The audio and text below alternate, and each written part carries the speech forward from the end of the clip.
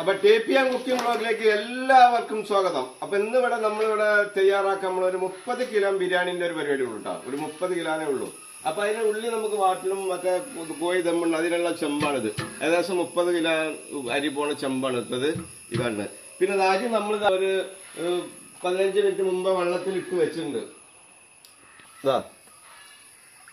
അരി വെള്ളത്തിലിട്ട് വെച്ചിട്ടുണ്ട് കേട്ടോ. അരി അത് നമുക്ക് ഒരു അരമണിക്കൂറോ 3/4 മണിക്കൂറോ മുമ്പ് വെള്ളത്തിലിട്ടാൽ മതി കേട്ടോ. അപ്പോൾ ഒരു 30 കിലോ അടിക്കാൻ പറ്റിയ വെള്ളമാണ് ഞാൻ വെച്ചിട്ടുണ്ട്. ഇതാ വെള്ളം വെച്ചിട്ടുണ്ട്. സൺഫ്ലവറാണ് ആദ്യമായിട്ട് ഒഴിക്കാൻ പോണത്. ശ്രദ്ധിക്കണം കേട്ടോ.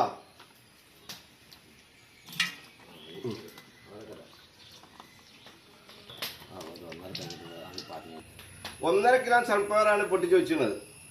ഇതാ ഓയിൽ അത്യാവശ്യം ചൂടായിട്ടുണ്ട്. അപ്പം ഞാൻ ആഡ് ചെയ്യാൻ പോണത് പച്ചമുളകാണ്. ഒരു 500 പച്ചമുളക് കഴിക്കുന്നുണ്ടാവും കേട്ടോ. നമുക്ക് അതിൻ്റെ ആവശ്യമായിട്ടുള്ള ഉള്ളി ഇടാൻ പോട്ടാ. ഒരു കൊട്ട ഉള്ളി ഇല്ല, കുറച്ച് കുറവാണെന്നുള്ളൂ കേട്ടോ. ഇതാ നോക്കോളെ. അപ്പോൾ ഇടാൻ പോകണേ. ഇട്ട്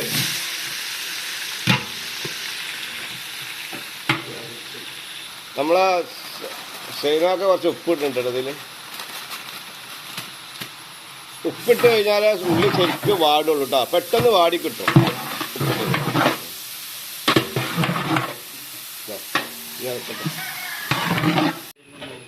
ഒരു 500 ഗ്രാം ഇഞ്ചി 500 ഗ്രാം വെള്ളുള്ളിയും കൂടെ ഇട്ടിട്ടുണ്ട്. രണ്ടും കൂടെ നന്നായിട്ട് പേസ്റ്റ് ആക്കിയിട്ടാണ് ഇട്ടിട്ടുള്ളത് കേട്ടോ. കുറച്ച് കുറവുണ്ട്, കുറച്ചും കൂടെ ഇട്ടിട്ടുണ്ട്.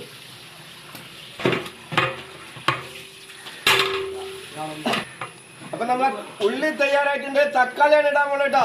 തക്കാളി ഇടാം. അയ്യോ ഇനി നന്നായിട്ട് ഇറക്കിക്ക. ശരിയാക്കാം.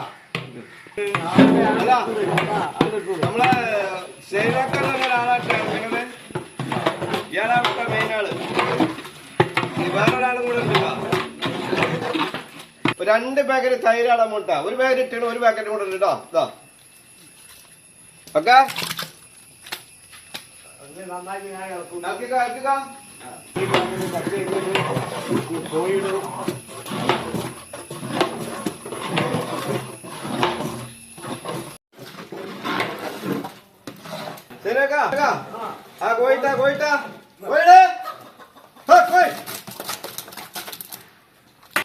അല്ല കോഴി നല്ല ക്ലീൻ ചെയ്തിട്ട് വെച്ചതാട്ടോ.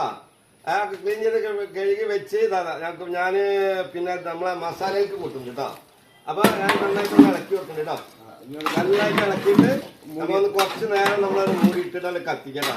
അടിയിൽ പിടിക്കുന്നുള്ള പേടി തന്നെ വേണ്ട. ഒരു 10-15 മിനിറ്റ് അവിടെ കിടന്നോട്ടോ. ഒരു കുഴപ്പമില്ല. കാരണം അടിയിലൊന്നും പിടിക്കൂല. അത്യാവശ്യം നീരും കാര്യങ്ങളൊക്കെ അതിലുണ്ട് കേട്ടോ. കോഴി കേട്ടോ. ഈ ബോയിലർ ഇതേപോലെ ചെയ്യണ്ട. ഇത് ലഗോൺ കോഴി കേട്ടോ. അതായത് ലഗോൺ കോഴി. ബോയിലറാണെങ്കിൽ നമുക്ക് ഇതിന്റെ ആവശ്യമൊന്നുമില്ല.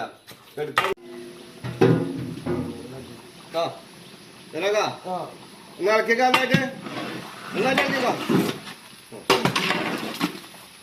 ഏകദേശം ആയിക്കൊണ്ടിരിക്കട്ടോ. അപ്പൊ ഒരു പ്രാവശ്യം കൂടെ നമ്മളിത് മൂടിയേക്കൂട്ടോ.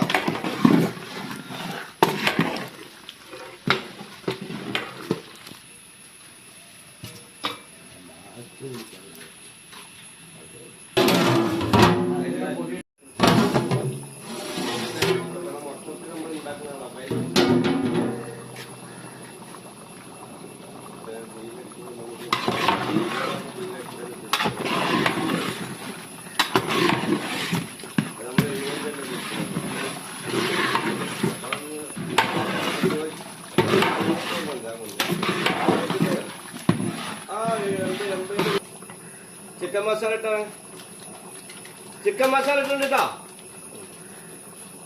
പിന്നെ അടുത്തതായിട്ട് കുരുമുളക് പൊടിയാണ്.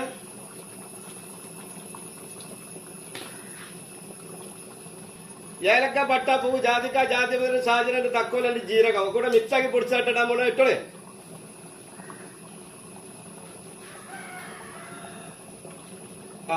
കൊച്ച ടൊമാറ്റോ സോസ് ഇട്ടോ നമ്മളെ. സോസ് വെച്ചോ ഓന്റെ. ഓക്കെ. മല്ലിച്ചപ്പ് ഇടാൻ പോട്ടോ.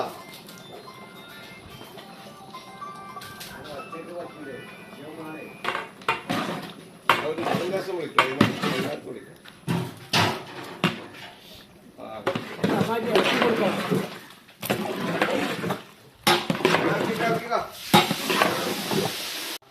നമ്മളെ ചോറിന്റെ ബിരിയാണിന്റെ വെള്ളം തടിച്ചിട്ടുണ്ട് കേട്ടോ. വെള്ളം അപ്പം ലാസ്റ്റ് ഉപ്പ് ഇടാട്ടോ.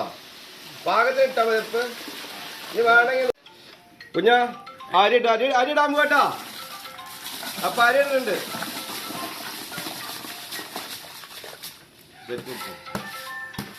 പരിട്ട്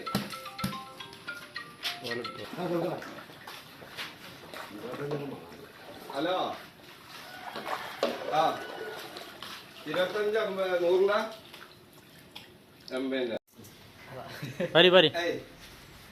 100 കുറച്ച് പെരിഞ്ചീര ഇടുന്നുണ്ട് കേട്ടോ വെള്ളത്തില്. ഒന്ന് ഉപ്പും പുളി നോക്കുന്നുണ്ട് കേട്ടോ. അങ്ങനെ ഉണ്ട് നോക്കട്ടോ. കുറച്ച് ഉപ്പിന്റെ ഓർമ്മയുണ്ട്.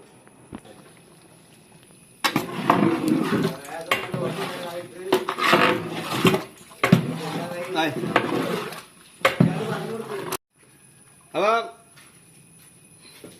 ചോറ് ഊറ്റിയിടുന്നുണ്ട് കേട്ടോ. അപ്പൊ അത്യാവശ്യം തീരെ കുറഞ്ഞ വേവിലാണ് നമ്മൾ ഊറ്റിയിടുന്നത് ഇത്രയും നീരിൽ കിട്ടോ. അപ്പൊ എന്താ ശരിക്കും പറഞ്ഞാല് ഈ നീരൊക്കെ നമ്മൾ ചോറ് ശരിക്കും പറഞ്ഞാൽ കുടിക്കും. പച്ച അരിയാണ്, കൂടുതൽ വെന്തിട്ട് പോലില്ല, തീരെ ഇല്ല കേട്ടോ. ഒരു 5-10 മിനിറ്റ് മാത്രമേ നമ്മൾ വെള്ളത്തിൽ ഇട്ടിട്ടുള്ളൂ.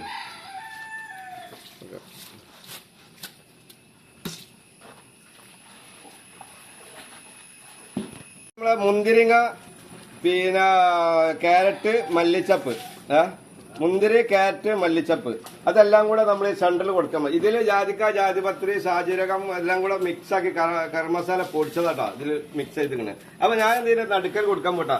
ഈ അടി നന്നായിട്ട് കത്തുണ്ട്. അപ്പൊ എന്താ ആ കത്തല് നമ്മളെ ചോറിന് നന്നായിട്ടുണ്ട് വേവും, ആവി നന്നായിട്ട് മേലേക്ക് വരും ചെയ്യും. അതാണ് ഈ ബിരിയാണിന്റെ പ്രത്യേകത കേട്ടാ. നമ്മള് അങ്ങനെ കത്തിക്കൊണ്ടേ ഇരിക്കാണ്. ഇത് അവസാനം വരെ കത്തും. ഓക്കെ, അത് റെഡി.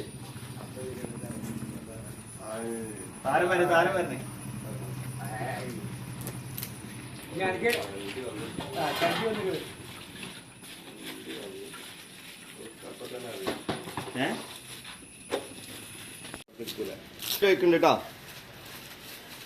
ഡാൽഡ വെച്ചേ. ഇനി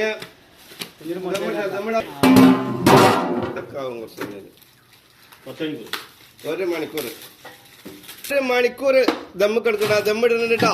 ഇനി 1 മണിക്കൂർ കഴിഞ്ഞിട്ടാ പൊട്ടിക്കൊള്ളേ.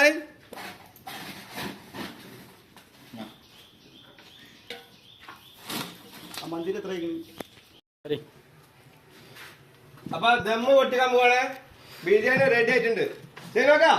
ആ ദമ്മൊക്കെ ഒന്ന് പൊട്ടിച്ചെടുത്താ.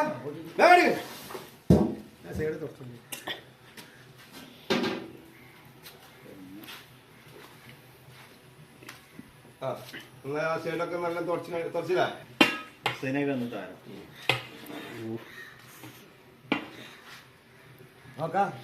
അടിപൊളിയാട്ടാ, സൂപ്പറാണ്. നന്നായിട്ട് ഇറക്കിക്കോ. അന്ന് മറിയട്ടെ. ഇതാണ് നമ്മളെപ്പാന്റെ കത്തി, പഴയ കത്തിയട്ടാ, പുതിയതൊന്നുമല്ല, പഴയ കാലത്തുള്ള കത്തി. എന്റെ ഒപ്പ കൊണ്ടുവരുന്ന ആളാണ് ഇയാള്. അപ്പൊ എപ്പോഴും എന്റെ ഒപ്പം ഉണ്ടാള്. സംഗതി എല്ലാരും പണി പഠിച്ച് പോയി എന്നല്ലാതെ ഇയാള് അന്നും ഇന്നും ഇപ്പാനൊപ്പം എന്റെ കൂടെ തന്നെയാണ് ഇയാളുള്ളത് കേട്ടോ. അപ്പൊ അയാളോട് പ്രത്യേക സ്നേഹമാണ് എനിക്ക്. പ്രത്യേക സ്നേഹം അയാളോട് എനിക്ക്. കാരണം എന്റെ അപ്പാന്റെ കൂടെ ഞാനന്ന് ഒന്നും പണിക്ക് അറിയിട്ടില്ല. ഞാനൊക്കെ അന്ന് വെറുതെ എന്താ പറയാ, ഒരു 4 വയസ്സ് 5 വയസ്സ് എനിക്ക് പ്രായം ഉണ്ടാവുള്ളൂ. ആ കാലത്തുണ്ട് എന്റെ അപ്പാന്റെ ഒപ്പം. അതാണ് ഞാൻ ഇയാൾക്ക് പേരിട്ടത് ഉപ്പാന്റെ കത്തിന്ന്. നല്ല മൂർച്ചുള്ള കത്തിയാണ് ഇയാൾ കേട്ടോ. നോക്കിക്കാളി. കാരണം സാമ്പിൾ ഒക്കെ ഉണ്ടാ റൈസ്. അടിപൊളിയാ, വേറെ ഒന്നും പറയാനില്ല കേട്ടോ ഇതിന്.